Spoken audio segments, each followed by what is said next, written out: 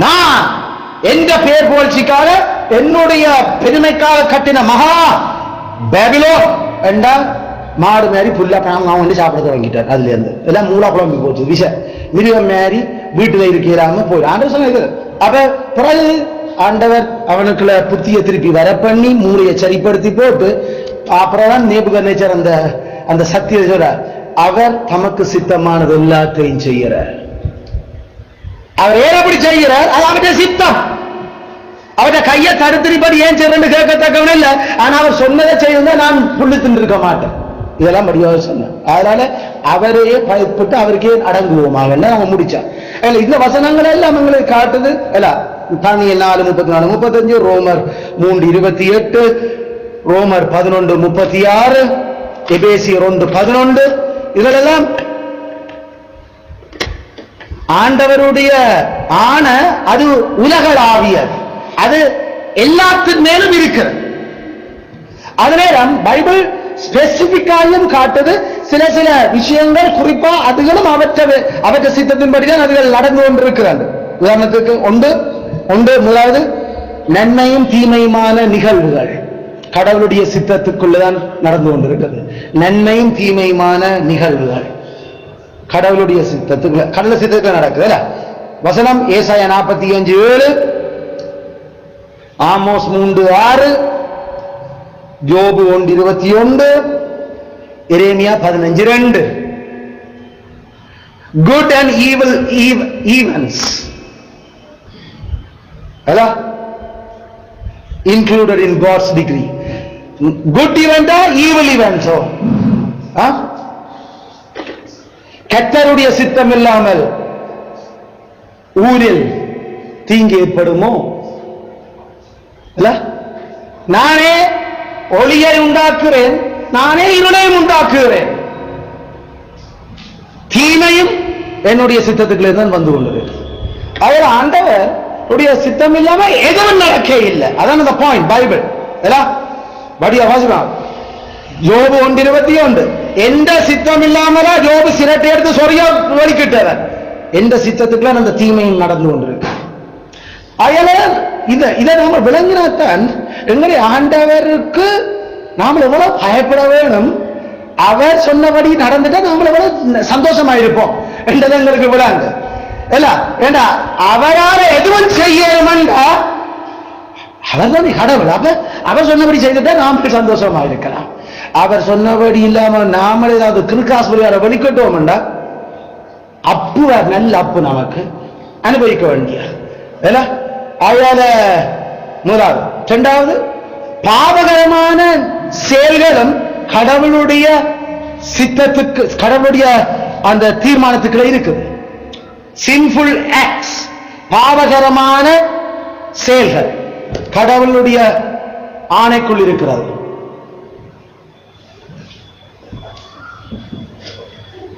ஆதியாம் 50:20, 2 Samuel 16:10-11, 2 Samuel 24:1,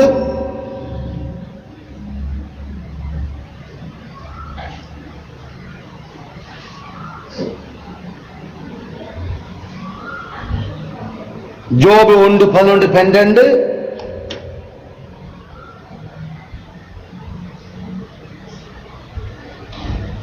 லூக்கா 22:22, அப்போஸ்தலர் 2:23, அப்போஸ்தலர் 4:27-28. யோசேப்பை வித்து போட்டாங்க. அப்பனுக்கு இதுதான் உங்களோட மகன் உடுப்போண்டு பேருமெண்டு செத்தத்தை பிரட்டி அனுப்பிட்டாங்க. அப்பாவுக்கு நல்லா மறைச்சிட்டாங்க. அந்த பொடியன் கத்த அவனை அந்த இஸ்மவேல் வித்து விட்டாங்க. படுபயங்கரமான பாவச்சே.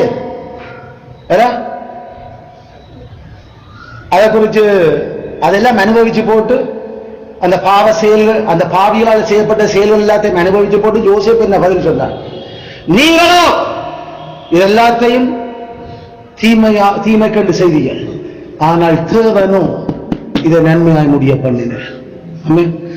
அப்ப ஆண்டவருக்கு தெரியும், ஆண்டவர் அதை தீர்மானிச்சிருக்கிற, நான் இப்படிப்பட்ட நிலைமைகளை வந்து இப்ப பிரதமரா இருந்தா எத்தனையோ காலத்துக்கு பிறகு நடக்க போற பஞ்சத்துல சபையை பாதுகாக்கிறது நான் இது தேவையுண்டு.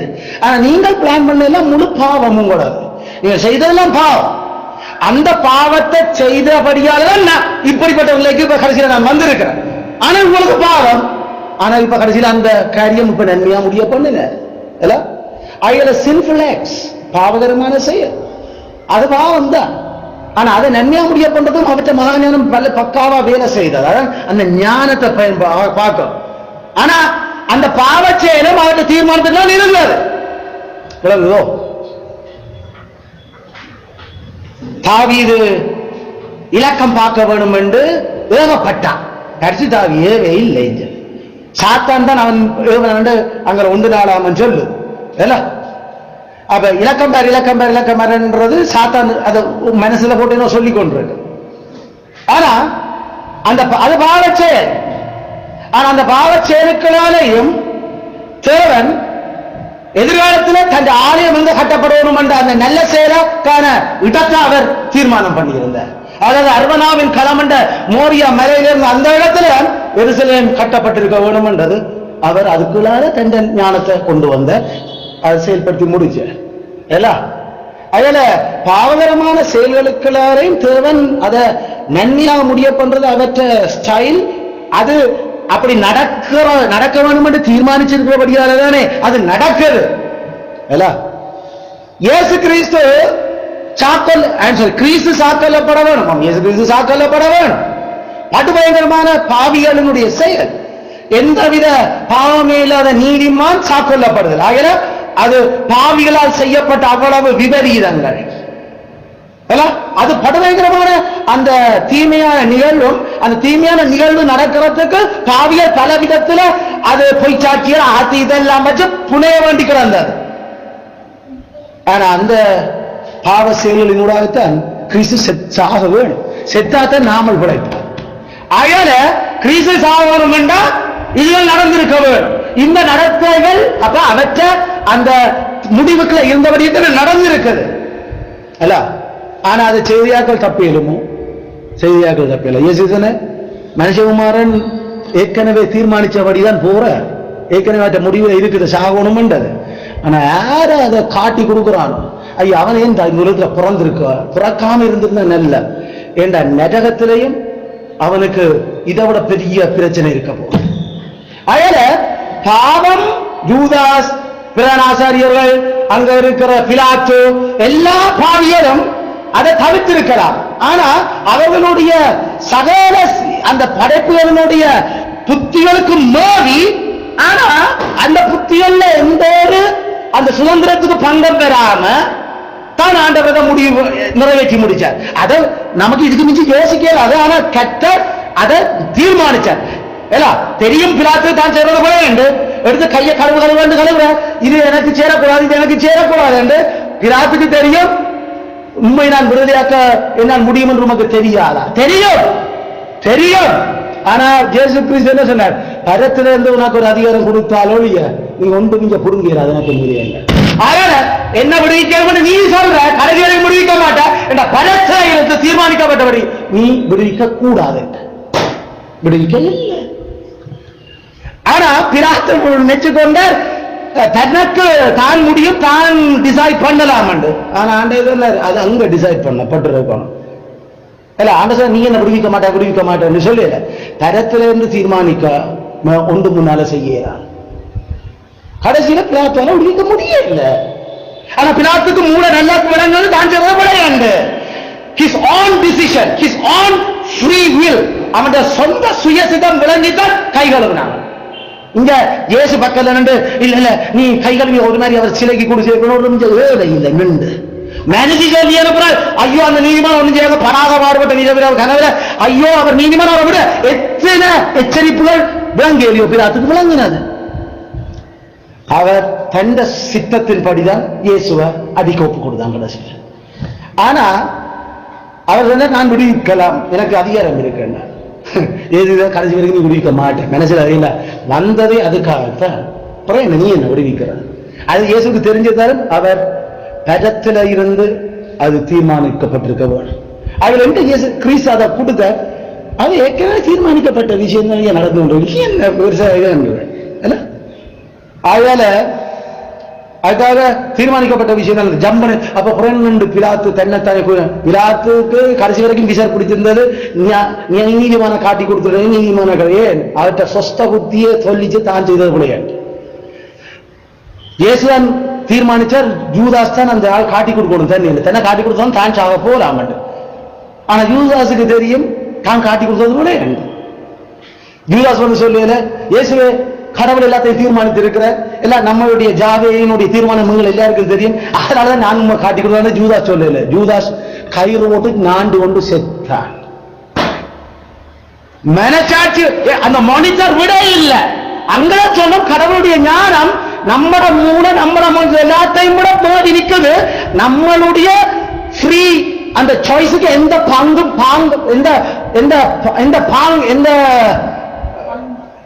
எந்த விதமான பாதிப்பும் ஏற்படாது, எந்த விதமான பங்கமும் ஏற்படாது. பங்கம் எந்த விதமான அந்த நாமல் நினைக்கிறதுக்கு பிழையா ஏதோ ஒன்றுங்க கட்டுப்படுத்துறது நாமல் நினைக்காமலே அதை நிறைவேற்றத்துக்கு அவற்றை நின்று கொண்டிருக்குது. அதனால யூதாஸ் கொண்டு வந்து எறிஞ்சு போட்டு குற்றமில்லாத ரத்தத்தை காட்டி கொடுத்தது என்ன என்றால் அது உண்டவாறு ஏதாவது அவனுக்கு கடைசி வரைக்கும் இந்த சத்தியமானது தெரியும். ஒரு எபிரேயனுக்கு யாவே தான் எல்லாத்தையும் ஆளுறார், அவர்களுடைய முடிவு தான் இல்லை. ஆனால் நான் தான் காட்டி கொடுத்துட்டேன். யூதாஸ் செய்யறது சீக்கிரமா செய்யண்டே மனுக்கு விளங்கு தானே என்ன செய்ய போறேன் செய்யறது சீக்கிரமா செய்யறாப்பா. மற்றவனுக்கு தான் வேற என்ன செய்ய போறான், இவருக்கு தான் தெரியும் அவருக்கு தான் தெரியும் காட்டி கொடுக்க போறான். மக்கா தெரிவு யூதாஸுக்கு தான் என்ன செய்யணும்னு தெரியும். இங்க ஒரு அவரை வந்து கட்டாயப்படுத்தி அவர் அப்பவும் விருப்பம் இல்லாம எனக்கு விருப்பம் காட்டி கொடுக்க மாட்டேன்னு கடைசி கேன்சல் பண்ணி இருக்கலாம். போய் நான் 30 வழி காசு பண்ண நான் இந்த ஐயோ பிள்ளையான செய்யறதுக்கு ஒரு நீதிமான நான் காட்டி கொடுக்கறது நான் கண்ட்ராக்ட் பண்ணது கூட அதனால நான் செய்ய மாட்டேன் அப்பவும் சொல்லியிருக்கேன். சொல்ல இல்லை ஏன் தேவந்த ஞானம் அதை மேவி அவனை அதுக்கு நீராக நடத்திச்சு. ஆனா செத்தத நரகத்துல படப்புற பாட யாரு பெருசு ஜூதாஸ். பிறந்து அந்த தூக்கு போட்டு செத்தது குடல் வெடிச்சதை விட நரகத்துல அதை விட பெரிய ஆக்கியனை தீர்ப்பேன். அதனால ஒட்டு நேரம் சாட்டு போக்கு சொல்லிடுறாரு எனக்கு பொறுப்பு இல்லை, அது கடவுள் தான் முடிவு பண்ணி இருக்கிறாரு. நீ சாவ, நீ நரகத்துல வாழ்வ. தேவன் காட்டுறான் எந்த ஞானம் என்ன, நீ என்ன ஞானம், உனக்கு எவ்வளவோ தெரிவுகளை வச்சுறான் தெரிஞ்சு. அயல பாவகரமான தெரிவு பாவகரமான நிகழ்வுகளும் கர்த்தருடைய அந்த ஆணைக்கெல்லாம் இருக்கு. மனுஷருடைய சுதந்திரமான சில நடவடிக்கைகள் ஃப்ரீ சுதந்திரமான நடவடிக்கைகள் சிலது சீட்டு போடுறது அதெல்லாம் அவருக்கும் தெரியாது. அது நாம் நிகழ்நகவு நடவடிக்கைகள் சொல்லலாம். அது சுதந்திரமான நடவடிக்கைகள்.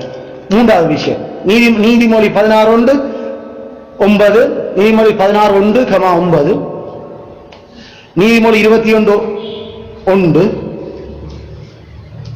நீதிமொழி 21:1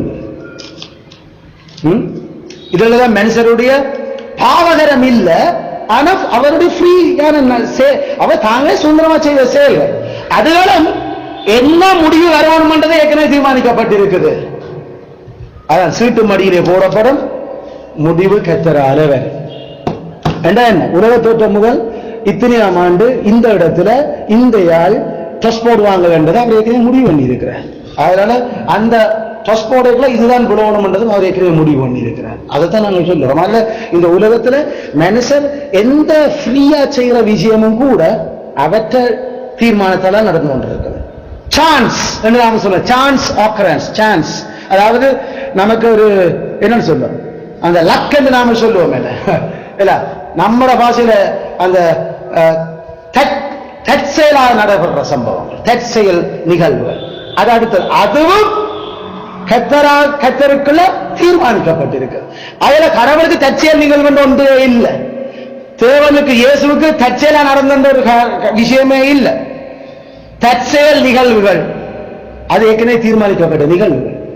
1 ராஜாக்கள் 22 28 34 அந்த இஸ்ரவேல் ராஜாவுக்கு நினைச்சு கொண்டு அம்பெய்த விஷயம் ஆனா வேஷம் மாறி போயிருந்தாலும் எய்ம் பண்ணின அம்பு எல்லாரும் இஸ்ரவேல் ராஜா நினைச்சுக்கணும் அம்பு எய்ம் பண்ணினவாங்க.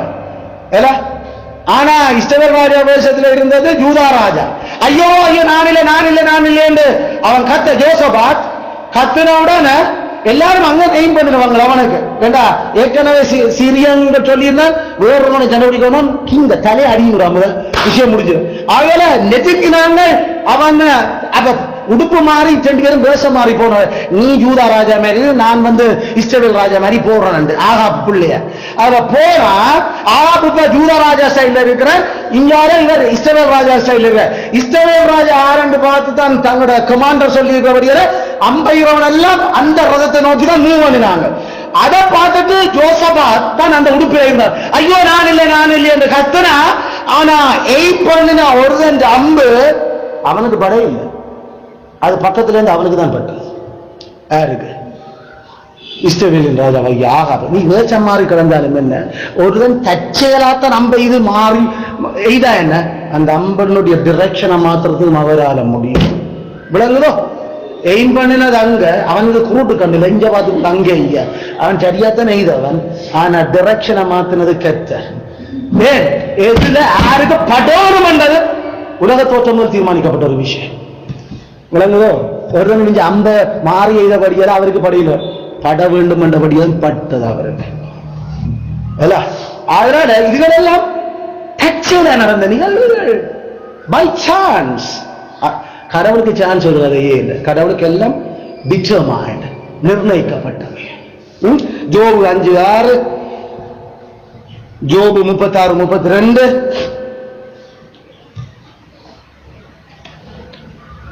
நீதிமொழி 16:33,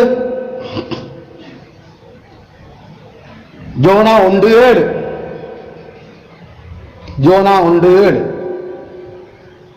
தர்சீசுக்கு போறது கப்பல் ரெடியா வச்சது, கடலுக்குள்ள திமிங்கலத்தை ரெடி ஆக்கினது. என்ன அடே ஜோனா இப்படி ஒண்ணு நாம பிளான் இப்படி மாத்துவோம்டா, இவன் இப்படி போனா பிளான் சிய மாத்துவோம்டா. நம்மள மாதிரி பிளான் மாத்துறதுக்கு அவர் ஏபிசி பிளான் எல்லாமே இல்லை. அவருக்கு ஒரே பிளான், எல்லாம் சீக்வன்ஸா தெரியும். போ நினைவைக்கு இது அங்கான ஒரு மண்ணு தெரியும். அப்ப அங்க கப்பல் ஒன்று ரெடி பண்ணி வச்சிருந்தவர். போ ஏறு கடலை கொந்தடி, இதெல்லாம் அந்த சீக்வன்ஸ் ஆஃப் ஆர்டர்ஸ். இப்படித்தான் நடந்து ஜோனா 3 நாள் திமிங்கலத்துல கக்கா எல்லாம் சுத்தி வர கிடந்து அவர் வேக குடிச்சு அந்த தண்ணி எல்லாம் கட்டணும். அதுக்கு வந்து ஆண்டவரே சவம் பண்ணி ஐயோ தாண்டி பிறகு 3 நாளுக்கு பிறகு கொண்டு கக்கிட்டு போ கரையிலே என்று சொல்லி இதெல்லாம் என்ன. அப்ப ஆண்டவர் அந்த நாம சொல்லணும் இல்ல டென்டேட்டிவ் பிளான் வைக்கையில், அதாவது பார்த்து அந்த நேரம் ஏதாவது செய்யும். அந்த ஜோனா என்ற ஒரு மனுஷன் இத்தனையாம் ஆண்டு இந்த காலத்துல இப்ப பிறக்கணும். அவன் இத்தனை வயசு வரைக்கும் நான் அவனுக்கு இந்த டைம்ல அவனை தீக்கசி அனுப்பணும். குறிப்பிட்ட சந்தர்ப்பத்தில் அவனை நான் நிதிவே என்ற இடத்துக்கு நான் அனுப்பணும். அங்க 1,44,000 பேர் இருக்கணும். இப்படி அவன் எந்த அந்த அந்த சித்தத்தை நான் அவருக்கு வெளிப்படையா சொன்னதை அவர் தான் நிதி ஓடுற மாதிரி ஓடுவோம். இதுவும் அதுதான் இருந்தது. அவருக்கு மை குட்னஸ் என்ன மாறி ஓடுறாண்டு ஆண்டு நேரம் திகைக்க இல்லை. ஜோனாவை பற்றி பக்கா பிளான். ஆண்டவர் அவர் திகைச்சு நிக்கிறவர்கள் என்ன இனிமேல் செய்ய போடு. நாமெல்லாம் திகைச்சு நாம் எவ்வளவு செய்தாலும் கடவுள் நம்மளை அதுக்குத்தானே குடிச்சு வச்சிருக்கிறார். அவர் சொன்னது ஆகும், அவர் கட்டளையிட்டதுதான் நிற்கும். அதனால சான்ஸ் என்று சொல்ற கதைகள் எல்லாம் ஆண்டவருக்கு சான்ஸ் இல்லை, லக் இல்லை. டீட்டெயில் ஆஃப் அவர் லைஃப், எங்களோட வாழ்க்கையினுடைய மிகவும் what we call எங்களுடைய வாழ்க்கையின் ஒவ்வொரு சின்ன நிகழ்வுகளும் அல்லது ஆழமாக ஒவ்வொரு நிகழ்வுகளும் தேவனால் தீர்மானிக்க. நம்ம தலையில இன்றைக்கு நாம் சீப்பில் ஒரு 2-3 மயிர் வந்துட்டு மயிர் வந்துட்டு ஆண்டதுன்னா இந்த மயிரோட நான் தீர்மானிச்சபடியே இன்னைக்கு 2 மயிர் உனக்கு வந்தது. நான் பிறகு தீர்மானிக்கிறேன். நான் ஏற்கனவே தீர்மானிச்சபடியே நீ இன்றைக்கு அதை கலக்கப்பட்டு விழுந்திருக்கிறேன். எந்த தீர்மானம் இல்லாம உங்க வாழ்க்கையில இன்றைக்கு நான் ஷூ கொண்டு வந்த போறோம். நீ போற அதுக்கெல்லாம் நாம ஜெபம் பண்ணி ப்ரே பண்ணி எல்லாம் சரியாதான் போகும். ஆனா நாம நினைச்சிடக்கூடாது நம்ம விருப்பத்துக்கு தான் போய் எடுத்து நம்மள அந்த ஷூ. நான் சொன்ன இந்த நாள்ல இந்த இடத்துல இந்த ஷூ நீ எடுக்கணும் நான் முடிவு இந்த நாள். அதனால செலக்ட் பண்ணுங்க நீ அந்த ஷூ. God's plan. நாமளே எவ்வளவு 5-year plan, 10-year plan, சிங்கப்பூர்ல அமெரிக்கால அவங்க இன்னும் எத்தனையோ பிளான் நமக்கு தெரியலாம் பண்ணி வச்சிருக்காங்க. 20 இயர்ஸ்க்கு பிறகு, இதுக்கு பிறகு 76 இயர்ஸ்க்கு பிறகு ஹெலியின் வாழ்வழி திரும்பும். நீயே பிளானுகளை எந்த பிளான பிடிக்கலும்டா, நீங்க பிடிக்காத அளவுக்கு இவ்வளவு நான் பிளான் பண்ணி வச்சிருக்கேன். நான் 2 மெச்சம் நீ அதனால ஜோபு 14:5, ஜோபு 139:16, சங்கீதம் 139:16. என்ற நகம் எப்ப வளரணும், என்ற எலும்பு சின்னி விரல் எலும்பு எப்ப முளைக்கணும் என்றதெல்லாம் உருவேற்படும் நாட்கள் முதலாய் உம்முடைய புஸ்தகத்தில் எழுதியிருந்தார். அதெல்லாம் அதுல எப்ப அந்த வித்தும் அந்த முட்டையும் சேரோடும், அது எந்த வித்து சேரணும் நமக்கு தெரியும். கன வித்துகள் விந்துகள் போடும், அவத்தையும் எந்த வித்து போகணும் அவர் முடிவு பண்ணிருக்காரு. அந்த விந்து இந்த டைம்ல இப்படி பிறகு பிள்ளை உருவாக்கல. நான் விசித்திர வினோதமாக உருவாக்கப்படுற அவள் உருவாக்கப்படுற நாட்கள் முதலாய் உம்முடைய டயரியில எழுதியிருந்தது. பாட்டிப்பா தெரிஞ்சது தாவீதுக்கு, ஆண்டவர் இந்த உடம்புல எனக்குள்ள இந்த கூட என்ற எல்லாம் பக்கா பிளான்ல அவர் செய்திருக்கிறார். டீச்செயிலோ எங்க வாழ்க்கையினுடைய டீச்செயிலே அவற்றை கையிலான இருக்கு. மத்தேயு 10:29-30, யாக்கோபு 4:15. ஆறாவது விஷயம், தேசிய இனங்களினுடைய அலுவல்கள் அவர் ஏற்கனவே தீர்மானிச்சபடிதான் நடந்து கொண்டிருக்கு.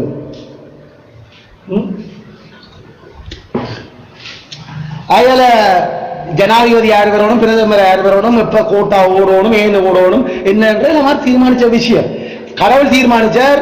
எல்லாம் அது ஏற்ற காலத்துல நடந்து வர வேண்டும் முடிவு பண்ணி இருக்கிறார். அப்படி தேசிய இனங்களினுடைய சகல அந்த அலுவல்களும் அல்லது விவகாரங்களும் அவரால் ஏற்கனவே முடிவு பண்ணப்பட்டிருக்கு. வேறு பிள்ளை விவகாரம் உட்பட எல்லாரும் போராடணும், எப்படி சாகணும் என்றதெல்லாம் அவர் டீட்டெயிலா அவர் முடிவு பண்ணதுனாலதான் அது நடந்து அஃபேர்ஸ் ஆஃப் நேஷன். 2 ராஜாக்கள் 5 சங்கீதம் 75:1-7, சங்கீதம் 75:1-7, நீதிமொழி 21:31, நீதிமொழி 21:31. ராஜாக்களின் இதயம் கர்த்தருடைய கையில இருக்குது. தனக்கு சித்தமானபடி எப்படி நாம பாத்தி வட்டி திருப்புறோமோ அது மாதிரி அவர் வட்டி திருப்புவார். என்ன செய்யணும் என்றார் அவர் ஏற்கனவே பிளான் பண்ணபடி தான் இரும்பு. தானியேல் 2:21, தானியேல் 2:21. ஒருவனை உயர்த்தவும் ஒருவனை தாழ்த்தவும் அவராலே ஆகும். எவன் ராஜா வரணும், மனுஷர்களுடைய ராஜ்யத்துல எவன் ஆளணும் என்றதை அவர் தீர்மானிச்சிருக்கிறார். அவன் கிங் மேக்கர் யாரு உண்மையான ரியல் கிங் மேக்கர்ஸ் ஜேசு கிறிஸ்து. அவர்தான் கிங் மேக்கர். அவர் யாரு இருக்கணும், யாரோட வீரண்டு போகணும் என்றதை அவர் முடிவு பண்ணி இருக்கிறார். அவர் தீர்மானிச்சபடிதான் எந்த ராஜ்யம் போகணும், எது முன்னுக்கு வரணும், எது புறகு விழுவணும், எது நடக்கணும், முதலில் எது ராகரியங்கள் எது முன்னுக்கு வரணும், எது புறகு விழுவணும், அது எது உடையணும், எத்தனை வரணும் எல்லாம் அவர் தீர்மானிச்சிருக்கிறார். நேஷன்ஸ் அஃபேர்ஸ் எல்லாம் ராஜ்யங்களினுடைய அலுவல்கள் அவர் தான் தீர்மானிச்சுக்கிறார். அவற்ற தீர்மானத்துக்குள்ள இல்லாம ஒன்று தப்பி வெளியில நான் செய்கிறேன் என்று ஒரு சதிச்சிடையில கடைசி துன்மார்க்கருடைய இறுதி அழிவு அவர் தீர்மானிச்சது. துன்மார்க்கருடைய இறுதி அழிவு, the final destruction of the wicked, துன்மார்க்கருடைய இறுதி அழிவும் அவர் தீர்மானிச்சது.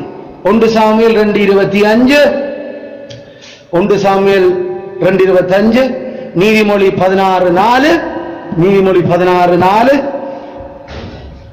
ரோமர் 9:17, ரோமர் 9:17, 1 பேதுரு 2:8, 1 பேதுரு 2:8, யூதா 4, யூதா 4. அவர் பார்வோனை நோக்கி நான் உன்னை அழிவுக்கென்று ஏற்படுத்தினேன். ரோமர் 9:17. உன்னை அழிக்கிறதுக்காக, உன்னை நாசம் பண்றதுக்காக தான் உன்னை பிறப்பிக்கவே பண்ண.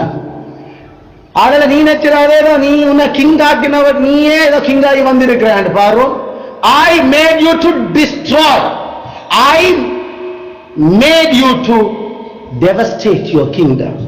அதை அழிக்கிறதுக்காக உன்னை நான் படைச்சேன். கடவுள் தீங்கு நாளுக்காக துன்மார்க்கரை படைச்சிருக்கிறேன்.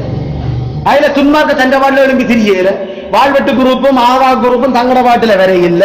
கத்த தீர்மானிச்சவர் ஜாழ்ப்பாணத்துல வெட்டோணும் உண்டு, அதுல வெட்டவர் அதுக்காக வெட்டவனெல்லாம் அப்புறம் கடவுள் தீர்மானம் இல்ல லஜிக்ல எல்லாம் கொலை செய்யாதிருப்பாயா, கொலை செய்யாதிருப்பாயா, மற்றவன் சொத்துக்களை களவெடுக்காதிருப்பாயா, களவு செய்யாதிருப்பாயா. அதனால செய்கிறார்கள் வடியா கோயிலையும் தெரியும் தாங்க செய்யறது போலேண்டு, செத்தம் சித்த ஓடுற ஹாலுக்கு தெரியும் தான் செய்ய போலதான். ஆனா அதை மேவி அங்க அது நடந்து கொண்டிருக்குது.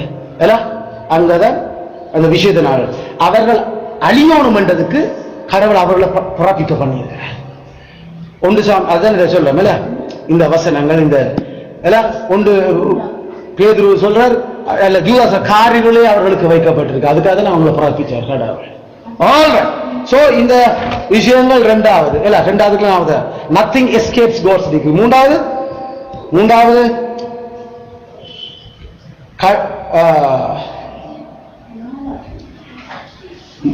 எதுவும் கடவுளுடைய ஆணைக்கு நிபந்தனையாக இருக்க முடியாது. எதுவும் கடவுளுடைய ஆணைக்கு நிபந்தனையாக இருக்க முடியாது. எதுவும் கடவுளுடைய ஆணைக்கு நிபந்தனையாக இருக்க முடியாது. எதுவும் கடவுளுடைய ஆணைக்கு நிபந்தனையாக இருக்க முடியாது.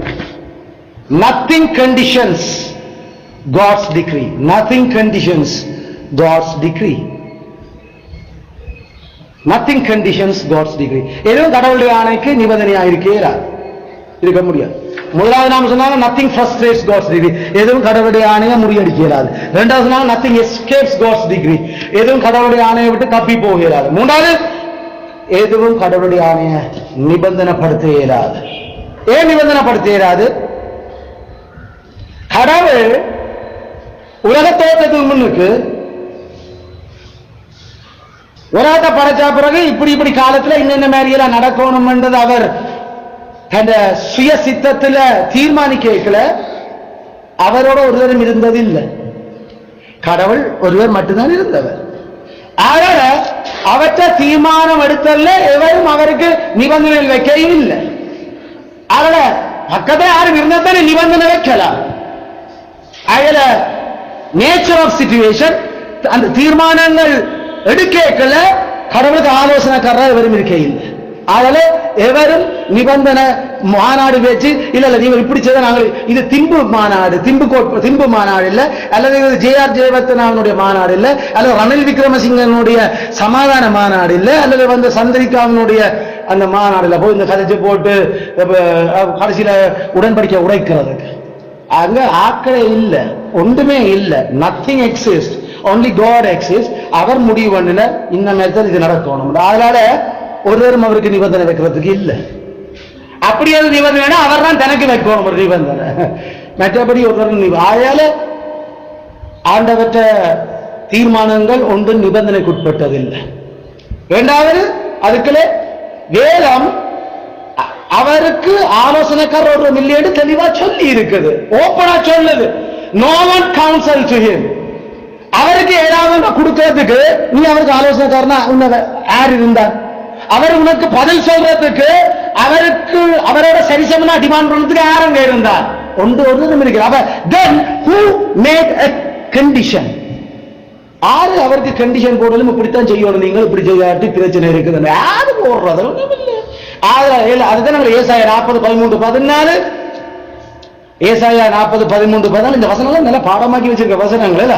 நானே இதை செய்ய, எனக்கு முன்னொரு தினம் இருந்ததும் இல்லை, எனக்கு பின்னொரு தினம் இருக்க போறேன். நானே இதெல்லாம் முடிவு பண்ணேன். I decides. நான் எனக்கு ஒரு நிபந்தனை வச்சு கதைக்கிறதுக்கு ஒரு ரோமர் 11:34 அது அடுத்த வசனம். 1 Corinthians 2:16 அது அடுத்தது. இந்த வசனங்கள் வெளிப்படையாக சொல்லுது, தேவனுடைய திட்டத்துக்கும் அவருடைய அந்த ஆணைகளுக்கும் ஒருவரும் ஆலோசனைக்காரராக இருந்தது இல்லையே, அல்லது கதைக்கிறதுக்கு இருக்கே. அயல இதனோட நாங்கள் அந்த விஷயத்தை விளங்கிக் கொள்றோம். அயல சோதர இந்த 2 பேராகிராஃப் நமக்கு டைம் போத்து 1 மணி நேரம் சுருக்கமாக தொடங்கினாலும் முடியுது. ஸோ இந்த பேராகிராஃப் நாம கவனிக்க வேண்டிய முக்கியமான பிரச்சனைகள் என்னன்றது இந்த ரெண்டுக்குலையும் ஒன்று கடவுள் பாவத்துக்கு காரணம் இல்லை. அப்ப பிரச்சனை எப்படி எழும்பும்? கடவுள் பாவகரமான செயல்களையும் அவர் தன் திட்டத்துக்குள்ள உள்ளடக்கி இருக்கிற என்றதால அப்ப கடவுள் பாவத்துக்கு காரணம் என்ற ஒரு பிரச்சனையை ஆக்கள் விளக்கம் இல்லாதால எழுப்பலாம். கடவுளுடைய பரிசுத்தம், கடவுளுடைய ஞானம், கடவுளுடைய வல்லமை அவர் பாவம் என்ற ஒன்று அவர்